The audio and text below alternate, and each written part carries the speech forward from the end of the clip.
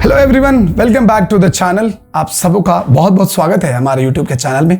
और दोस्तों, आज की जो वीडियो है बहुत खास होने वाली है, क्योंकि एक सब्सक्राइबर का सवाल आया था कि सर कंपोजिटर और एफएक्स आर्टिस्ट में क्या डिफरेंस है, किसमें सैलरी ज्यादा है, किसका स्कोप ज्यादा है, किसमें जॉब सस्टेनेबिलिटी ज्यादा है, स्टेबिलिटी ज्यादा है, इनके जॉब रोल्स क्या होते हैं, किसमें जॉब जल्दी मिलेगा, इसके ऊपर एक वीडियो बनाइए। तो आज की इस वीडियो में मैं आपको यही बताने वाला हूं। लेकिन इससे पहले कि वीडियो में आगे बढ़े, प्लीज आप चैनल को सब्सक्राइब कर लीजिए। और उन तमाम लोगों का बहुत बहुत शुक्रिया, दिल से शुक्रिया, जिन्होंने इस चैनल को सब्सक्राइब किया है और टाइम टू टाइम अपना फीडबैक देते रहते हैं कमेंट के जरिए। तो इससे हमें बहुत ज्यादा मोटिवेशन मिलता है। और मैं चाहे जितना भी बिजी रहूं, आपके लिए वीडियो बनाना नहीं भूलता। किसी भी हालत में मैं वीडियोस जरूर बनाता हूं, ताकि आपको टाइम टू टाइम इंडस्ट्री से रिलेटेड अपडेट मिलता रहे कि क्या चल रहा है एनिमेशन वीएफएक्स इंडस्ट्री में, graphics design, UI UX design, या फिर फैशन डिजाइन, इंटीरियर डिजाइन, मास कम्युनिकेशंस, इन फील्ड में चल क्या रहा है। इन सारी चीजों की जानकारी हम आपको टाइम टू टाइम देते रहें। इसके लिए मोटिवेशन सिर्फ और सिर्फ आपसे मिलता है।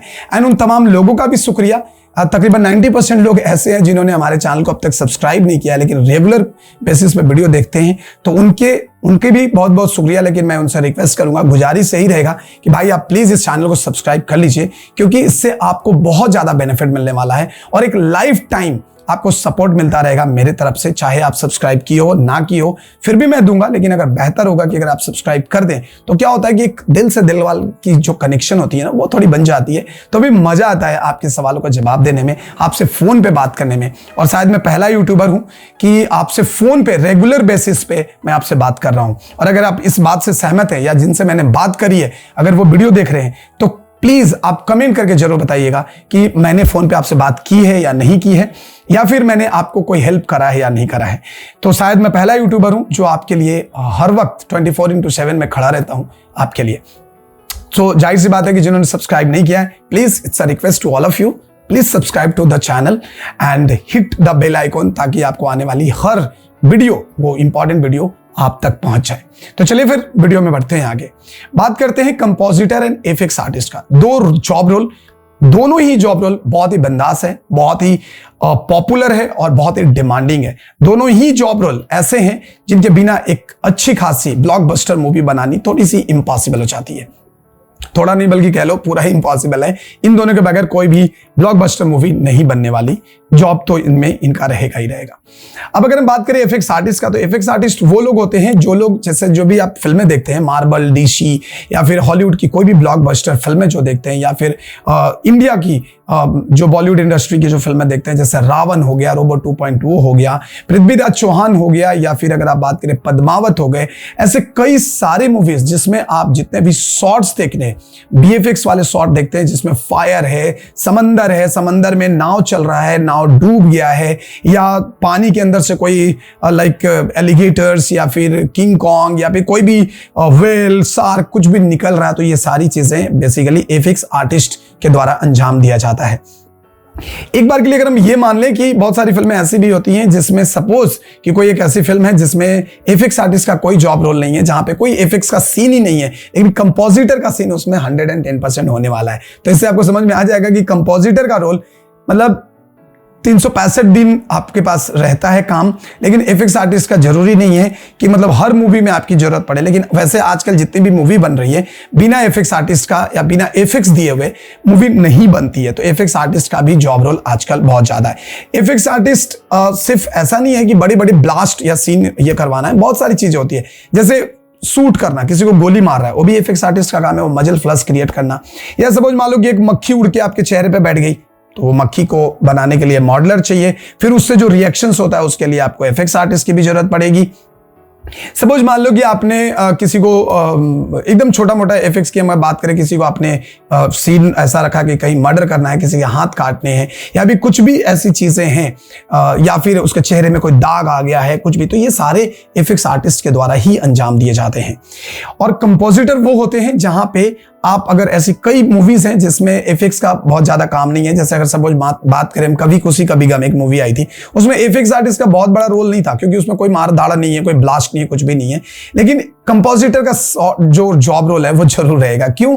क्योंकि बहुत सारी फिल्में ऐसी होती हैं, जो बल्कि 99% फिल्में ऐसी होती हैं जिसमें ग्रीन स्क्रीन का इस्तेमाल किया जाता है। सो जब ग्रीन स्क्रीन आर्टिस्ट जो होता है, रिमूवल आर्टिस्ट, उसको हटा देता है, तो हटाने के बाद कंपोजिटर का काम होता है कि उसके पीछे बैकग्राउंड लगाए, उसके साथ उसका कलर, शैडो सब कुछ बढ़िया से मैच करके उसको फाइनली एक अट्रैक्टिव लुक देने का वो काम करता है। चाहे ये जॉब इंडस्ट्री ऐसी है ना कि या तो फिल्मों में भी इसकी जॉब मिलेगी आपको, एड फिल्म अगर आप बनाते हो, एड फिल्मों में भी आपको काम मिल जाएगा, सीरियल्स में भी आपको काम मिलेगा। अगर आप कंपोजिटर आर्टिस्ट हो तो वहां पे भी आपको मिलेगा। देखो, कंपोजिटर आर्टिस्ट और रोटो आर्टिस्ट, इन दोनों के बगैर तो भाई साहब एक फिल्में हो या सीरियल हो या प्रोडक्ट ऐड हो कभी नहीं बनने वाला। तो हर जगह इनका इस्तेमाल होता है। हालांकि आजकल जो ऐड आ गए हैं, उस ऐड में एफएक्स आर्टिस्ट का रोल बहुत ज्यादा है। जैसे आप जेम्स ले लीजिए, डेयरी मिल्क ले लीजिए, कैडबरी ले लीजिए, मंच ले लीजिए, पर्क ले लीजिए, ऐसी एल्पेनलिब्स ले लीजिए, जो भी चॉकलेट्स, जो भी प्रोडक्ट्स। तो आजकल ऐसी कोई भी फिल्में नहीं है जिसमें ग्रीन स्क्रीन का इस्तेमाल नहीं किया गया हो, चाहे वो कोई भी मूवी क्यों ना हो, उसमें इस्तेमाल किया जाता है।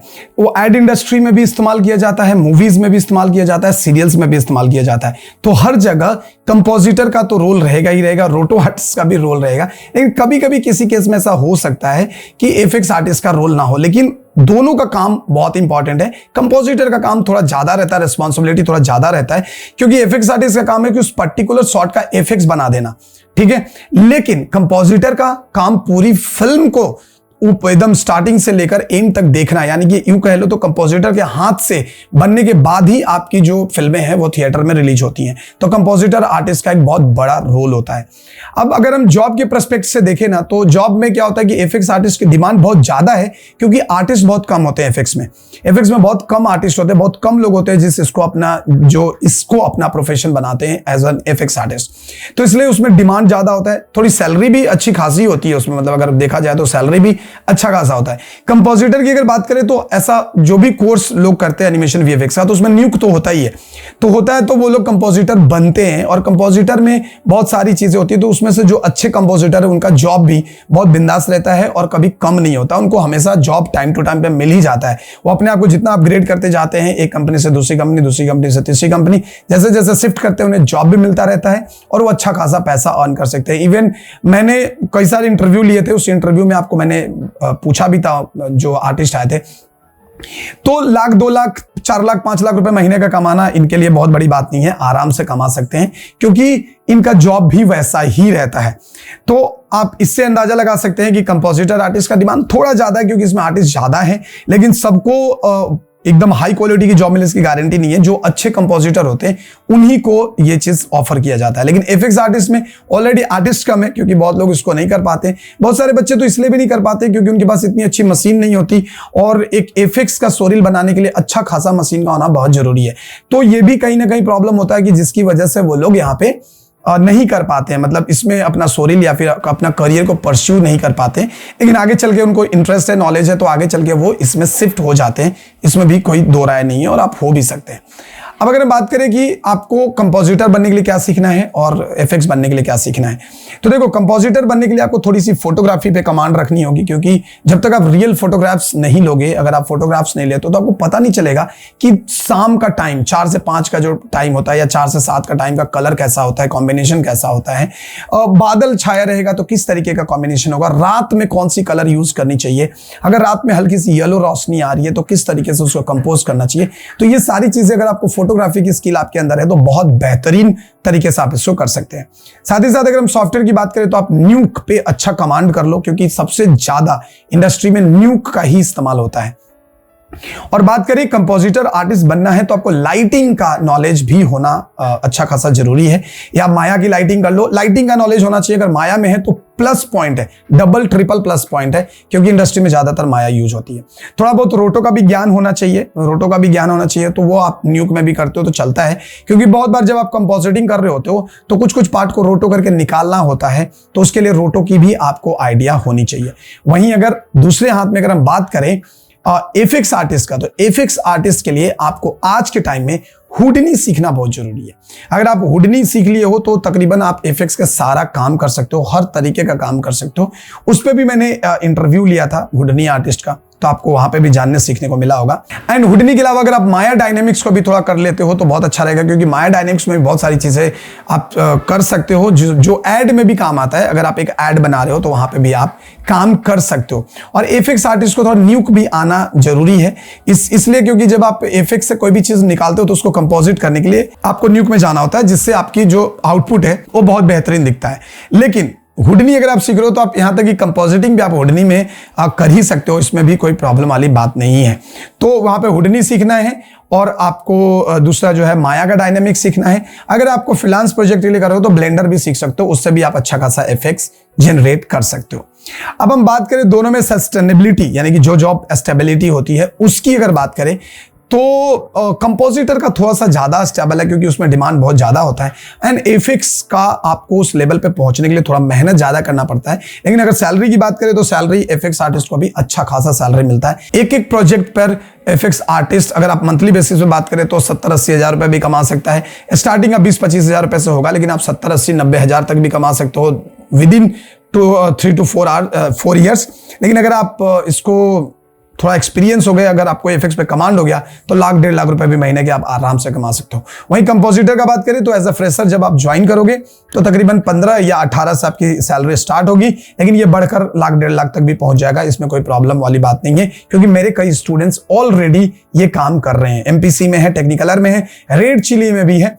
तो ऐसे कई सारे स्टूडियोज हैं जहां पे मेरे स्टूडेंट्स काम कर रहे हैं, तो सैलरी का भी यहां पे दिक्कत नहीं है। सो दोनों अगर देखें तो एकदम थोड़ा सा हल्का ऊपर नीचे वाली है, थोड़ा कंपोजिटिंग जो है ऊपर है और थोड़ा एफएक्स आर्टिस्ट हल्का सा नीचे है, लेकिन दोनों में डिमांड बहुत ही ज्यादा है। और अगर आप इसे सीखते हो और सीख के अगर सपोज आपने सिखाना चालू कर दिया, अगर आप किसी इंस्टीट्यूट में फैकल्टी वगैरह बनते हो तो फैकल्टी बनने के लिए भी कंपोजिटिंग और एफएक्स दोनों ही आपको आनी चाहिए। एंड तकरीबन सैलरी आपकी जो स्टार्ट होगी 40-45 हज़ार रुपए से स्टार्ट हो जाएगी। 5-6 साल होते होते अगर 45 हज़ार से स्टार्ट हुई है तो आप 45 का आप देख लो 15-20% आपको अगर हाइक मिलता है तो 80-90 हज़ार रुपए तक आप पहुंच सकते हो। 4-5 साल के अंदर में 80-90 हज़ार तक कमा सकते हो।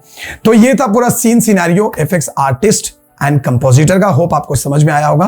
फिर भी अगर कोई क्वेश्चन है, कोई कमेंट, कुछ भी आप क्रिटिक्स देना चाहते हो, कुछ भी जानना चाहते हो, या कुछ ऐसी चीजें जो मैंने कवर नहीं करी, छूट गया है, तो काइंडली आप हमें कमेंट करके बताएं। एंड अपना फीडबैक जरूर दें कि आपको वीडियो कैसी लगी। दोस्तों के साथ थोड़ा शेयर कर दो, एटलीस्ट अपने व्हाट्सएप के स्टेटस में रख दो ना यार, क्या फर्क पड़ता है। वैसे तो आप कितने सारे लोगों का स्टेटस रखते ही हो, एक बार के लिए इस लिंक को भी कॉपी करके रख दो और हमें स्क्रीनशॉट भेज दो, तो फिर उसका भी आपको बहुत बेहतरीन फायदा मिल सकता है।